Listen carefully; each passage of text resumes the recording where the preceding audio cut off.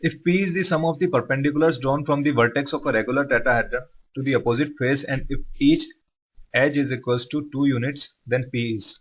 इसका डायग्राम कुछ इस तरह का हो जाएगा। ये नीचे वाला फेस है, ये ऊपर वर्टेक्स है, ए को सी से ज्वाइन करूंगा, वो एच की लेंथ है, ए बी की मुझे लेंथ निकालनी है परपेंडिकुलर की, बीसी की लेंथ मुझे निकालनी पड़ेगी। यहाँ पे क्लियरली बी जो है वो नीचे वाले ट्रायंगल का क्या हो जाएगा, सेंट्रोइड, और बीसी क्या हो जाएगा, मीडियन का 2/3 पार्ट, क्योंकि सेंट्रोइड मीडियन को 2:1 रेशियो में डिवाइड करता है। अब यहाँ पे मुझे पता है A C equals to 2 units, A C equals to 2 units, A B square हो जाएगा A C square minus B C square. BC की लेंथ हमें यहाँ पे फाइंड आउट करनी पड़ेगी। एक इक्विलेटरल ट्राइंगल में मीडियन की लेंथ होती है √3a/2, यहाँ पे a है मेरा 2, मतलब √3 × 2/2, तो मेरी मीडियन की लेंथ हो जाएगी √3 और इसका 2/3 पार्ट हो जाएगा मेरा BC, तो BC equals to 2/3 of √3 equals to 2/√3। तो यहाँ से अगर मैं AB स्क्वायर की वैल्यू निकालूंगा वो मेरे पास आ जाएगी AB square equals to AC square that is 2 2 4 minus BC square that is 2/√3 whole square that is 4/3। तो AB की वैल्यू हो जाएगी यहाँ से 4 - 4/3 मतलब 4 × 2/3, तो इसका रूट हो जाएगा 2 × √2/3। नाउ मुझे क्या निकालना है, सम ऑफ परपेंडिकुलर्स। ये एक परपेंडिकुलर की लेंथ आ गई, रेगुलर टेट्राहेड्रन में सारे परपेंडिकुलर्स, सारे एल्टीट्यूड्स इक्वल लेंथ के होंगे, तो और 4 एल्टीट्यूड्स होंगे, तो इनका सम आ जाएगा मेरे पास 4AB that is equals to 4 × 2 × √2/3 that is 4 × 8 × √2/3। हमारा आंसर हो जाएगा डी 8√6/3। दोबारा देखते हैं। क्वेश्चन था if P is the sum of the perpendiculars drawn from the vertex of a regular tetrahedron to the opposite face and if each edge is equals to 2 units then P is। इस तरह कुछ इसका diagram हो जाएगा। यहाँ पे AC हमारी as की लेंथ हो जाएगी 2 यूनिट्स, B जो है वो सेंट्रोइड हो जाएगा, BC मीडियन का 2/3 पार्ट हो जाएगा और AB हमारी एल्टीट्यूड की लेंथ हो जाएगी। अगर AB की हमें लेंथ निकालनी है तो ABC ट्रायंगल में पाइथागोरस थ्योरम यूज करेंगे, वो हो जाएगा AC square minus BC square equals to AB square. AC की लेंथ हमें पता है 2 यूनिट्स, BC की लेंथ निकालेंगे 2/3 ऑफ मीडियन की लेंथ होती है √3/2a, a यहाँ पे 2 है तो √3/2a हो जाएगी हमारे पास √3, तो BC की लेंथ हमारे पास आ जाएगी 2/√3 × √3 दैट इज 2/√3 और AB स्क्वायर की लेंथ हमारे पास आ जाएगी AC square minus BC square that is 4 - 4/3, AB equals to root of 4 - 4/3 that is 2 × √2/3 और हमें चारों एल्टीट्यूड्स का सम निकालना है, उसका 4 टाइम्स कर देंगे तो 4 2 8 √2/3 और ऑप्शन के हिसाब से √3 से ऊपर नीचे अगर मल्टीप्लाई कर दूंगा तो ऊपर आ जाएगा मेरे पास √6 और नीचे आ जाएगा 3। ये हमारा आंसर हो जाएगा D. Next question number 12। The remainder when polynomial x + x³ + x⁻⁹ + x⁻27 + x⁻81 + x⁻243 is divided by x² - 1। यहाँ पे ध्यान से देखें, सारी जो पार्ट्स हैं वो ऑड नंबर्स हैं। सपोज हमारी पॉलिनोमियल जो है वो है px, तो मैं लिख सकता हूँ px is equals to x² - 1 मेरा डिवाइजर हो जाएगा। सपोज यहाँ पे कोई क्वेश्चन है, क्वेश्चन पॉलिनोमियल प्लस x² - 1 इसकी डिग्री 2 है, तो जो रिमाइंडर बचेगा उसकी डिग्री इससे 1 कम हो सकती है, मतलब ax + b टाइप का हमारा कुछ रिमाइंडर इस केस में होगा। मुझे a और b की वैल्यू फाइंड करनी है। x² - 1 के दो रूट्स हैं 1, -1, तो अगर पॉलिनोमियल में मैं पुट करूंगा p1 वो मेरा हो जाएगा सारी पार्ट्स, मतलब 1 की सारी ऑड पार्ट्स, टोटल 1 2 3 4 5 6 पार्ट्स है, तो इसकी वैल्यू आ जाएगी 6 इज इक्वल्स टू x² - 1 0 हो जाएगा। हमारे पास बचेगा ax + b में 1 पुट करूंगा तो a + b, मतलब a + b में एक इक्वेशन आ जाएगी। दूसरी इक्वेशन आएगी जब मैं -1 वैल्यू पुट करूंगा, p ऑफ -1 सारी ऑड पार्ट्स हैं तो सबकी वैल्यू -1 हो जाएगी हर टर्म की, मतलब -1 6 times that is -6 is equals to ax that is a × -1 that is -a + b। ये हमारी a और b में दूसरी इक्वेशन आएगी। क्लियरली इन दोनों इक्वेशन को जब सॉल्व करूंगा तो a की वैल्यू हो जाएगी मेरी 6 और b की वैल्यू हो जाएगी 0, तो हमारा जो रिमाइंडर पॉलिनोमियल आएगी वो आएगी 6x + 0 दैट इज 6x। हमारा आंसर हो जाएगा a। दोबारा देखते हैं। क्वेश्चन था the remainder when polynomial x + x³ + x⁻9 + x⁻27 + x⁻81 + x⁻243 is divided by x² - 1। हम रिमाइंडर थ्योरम से कह सकते हैं px = x² - 1 × qx कोई पर्टिकुलर क्वेश्चन पॉलिनोमियल है, plus ax + b। ax + b क्यों होगा, क्योंकि हमारे डिवाइजर की डिग्री है 2, तो रिमाइंडर इससे 1 डिग्री कम का होना चाहिए, दैट इज ax + b। हो सकता है a की वैल्यू 0 निकल आए बट एटलीस्ट 1 डिग्री कम तो होनी चाहिए। अब इसमें एक्स स्क्वायर माइनस वन के दोनों रूट्स हैं 1 कोमा माइनस वन, वो दोनों एक एक बार पुट करेंगे तो हमारी एक्स प्लस बी में एक इक्वेशन आ जाएगी। तो P1 हमारे पास हो जाएगा 6 equal to A plus B, और P माइनस वन हो जाएगा minus 6 equal to minus A plus B. A और बी में दो इक्वेशन, इनको जब सॉल्व करेंगे तो हमारे पास ए की वैल्यू आ जाएगी 6 और बी की वैल्यू आ जाएगी 0। तो हमारी पॉलिनोमियल हो जाएगी remainder polynomial 6x। Next question, question 5। Consider the sequence 4, 4, 8, 2, 0 something something where the nth term is the units place of the sum of the previous two terms for n greater than 3. If Sn is the sum to n terms of this sequence, then the smallest n for which Sn is greater than 2010. कोई particular हमें sequence दिया हुआ है, उसका logic दिया हुआ है, हमें निकालना है कि किस पर्टिकुलर n के लिए इस सीक्वेंस का सम 2010 से बड़ा होगा।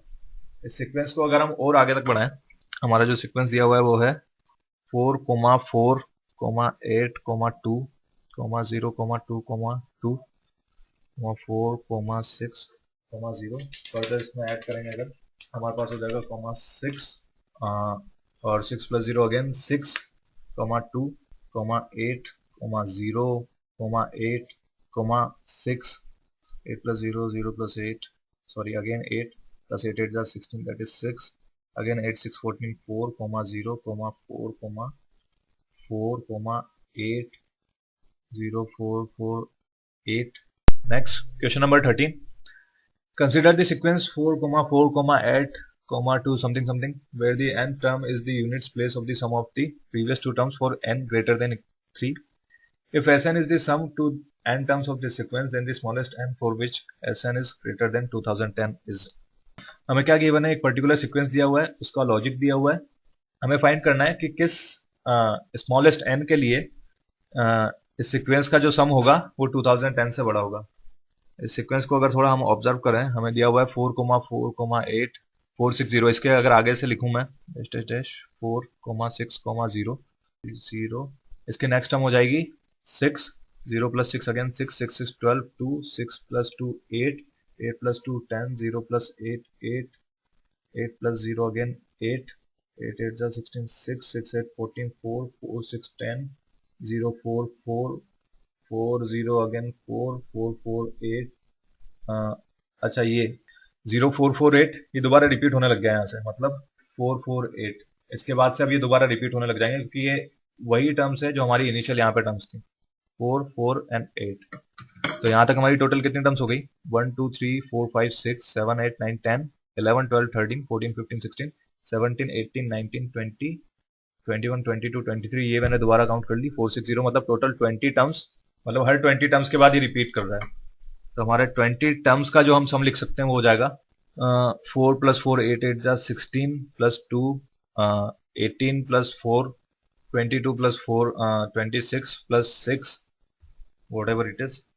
इसको दोबारा करेंगे। Next question number 13। Consider the sequence 4, 4, 8, something something something where the n term is the units place of the sum of the previous two terms for n greater than 3. If Sn is the sum to n terms of this sequence, then the smallest n for which Sn is greater than 2010 is. हमें क्या दिया हुआ है question में, एक particular sequence दिया हुआ है, उसका लॉजिक दिया हुआ है, हमें निकालना है n की minimum value such that Sn is greater than 2010। तो इस अगर लॉजिक को सॉरी इस सीक्वेंस को अगर हम आगे और एनालाइज करें 4, 4, 8 डैश ये जा रहा है 4, 6, 0 तक। इसके बाद की टर्म हो जाएगी 6 plus 0, 6, 0 plus 6, 6, 6, 6, 12, 2, 6, 2, 8, 8, 2, 10, 8, 0, 8, 0, 8, 8, 8, 8, 16, 6, 6, 8, 14, 4, 6, 4, 10, 0, 4, 4, 4, 0, 4, 4, 4, 8, 4, 4, 8। यहाँ से ये सीक्वेंस अब दोबारा रिपीट होना स्टार्ट हो जाएगा। अगर हम यहाँ से लेके स्टार्टिंग तक के टर्म्स काउंट करेंगे हमारे पास टोटल 20 टर्म्स आ जाएंगी, और अगर उनका सम करेंगे तो वो आ जाएगा हमारे पास निकल के 80। मतलब 20 टर्म्स का सम 80 है, उसके बाद यही 20 टर्म्स दोबारा रिपीट हो रही है। तो अगर हम 2010 के आसपास की कोई वैल्यू देखें 2080 को कितनी बार मल्टीप्लाई करेंगे 2000 आ जाएगा। हमें इसे मल्टीप्लाई करना पड़ेगा 25 टाइम्स, मतलब 80 इंटू 25 इक्वल्स टू 2000। तो 25 टाइम्स मतलब हमारी टोटल टर्म्स कितनी होगी 20 इंटू 25 दैट इज 500 टर्म्स, मतलब हमारी 500 टर्म्स का समय 2010। अब 50 फर्स्ट टर्म मेरी क्या हो जाएगी दोबारा फर्स्ट टर्म दैट इज 4, इसको ऐड करूंगा तो मुझे मिलेगा 2004। इसके बाद अगर 5028 टर्म भी ऐड कर दूंगा डेट इज ऑल्सो 4, मुझे मिलेगा 2008। अभी भी सम 2010 से छोटा है। अब अगर इसमें नेक्स्ट टर्म 8 ऐड कर दूंगा तो मेरा सम 2010 से बड़ा हो जाएगा, मतलब 50 टर्म ऐड करने के बाद मेरा सम हो जाएगा 2016। इसका मतलब ये है कि मुझे मिनिमम 503 टर्म्स लेनी पड़ेंगी ताकि मेरा सम 2010 से ग्रेटर हो जाए। तो हमारी एन की वैल्यू यहां से निकल के आ जाएगी 503। दोबारा देखते हैं। क्वेश्चन था हमारे पास, consider the sequence this where the n term is the units place of the sum of the previous two terms for n greater than 3. If Sn is the sum to n terms of the sequence, then the smallest n for which Sn is greater than 2010 is. हमें एक sequence दिया हुआ है, उसका logic दिया हुआ है, n की मिनिमम वैल्यू निकालनी है such that Sn is greater than 2010.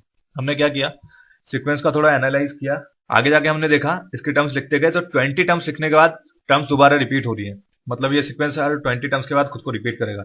उन 20 टर्म्स का हमने सम निकाला, वो आया हमारे पास 80, मतलब इसके बाद की टर्म्स 20 टर्म्स का सम 80 होगा, अगेन फिर 20 टर्म्स का सम 80 होगा। अब 2010 के हमने आसपास वैल्यू ली जिसको मैं 80 के मल्टीपल में निकाल सकता हूँ, that is 2000। 80 into 25 equals to 2000 और 25 इंटू 20 इक्वल्स टू 500, मतलब मेरी 500 टर्म्स का सम क्या हो जाएगा 2000। अब मुझे क्या चाहिए, 2010 से बड़ा सम करना है।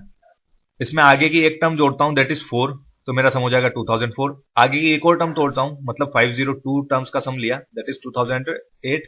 इसके बाद 8 जोड़ दूंगा तो मेरा आ जाएगा सम 2016 विच इज ग्रेटर देन 2010। तो हमें टोटल 503 टर्म्स का सम लेना पड़ेगा मिनिमम ताकि हमारा सम 2010 से बड़ा हो जाए। तो हमारा आंसर आ जाएगा n equals to 503। Question number 14, P is a point inside an equilateral triangle of side 2010 units. The sum of the length of the perpendiculars drawn from P to the sides is equals to.